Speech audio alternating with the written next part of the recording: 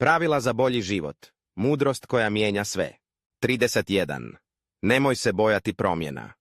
Život je stalna evolucija. Što prije to prihvatiš, to ćeš lakše rasti.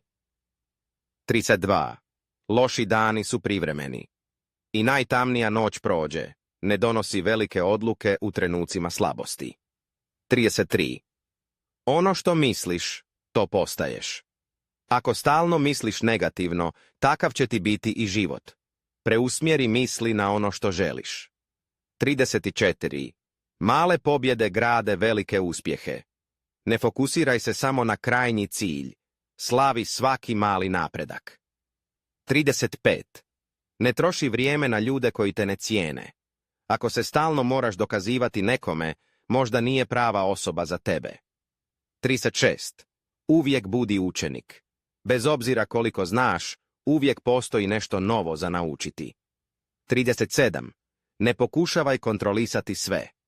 Pusti stvari koje ne možeš promijeniti i fokusiraj se na ono što možeš. 38.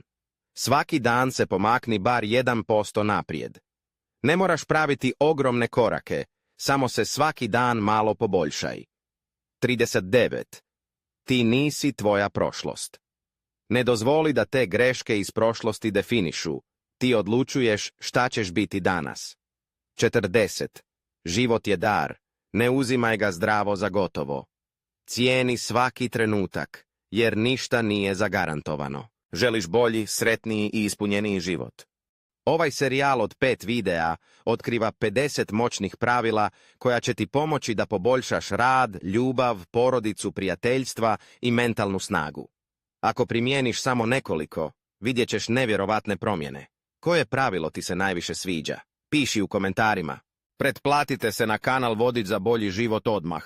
Ako ne, tvoja baka će se pojaviti u snu i reći: a što nisi stisnuo ono dugmence, sine? I neće ti praviti pitu cijelu godinu.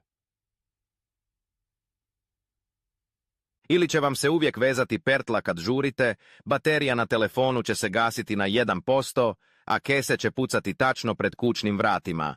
Ne testirajte sudbinu. Kliknite sad. Hvala što nas pratite. Ćao ekipa.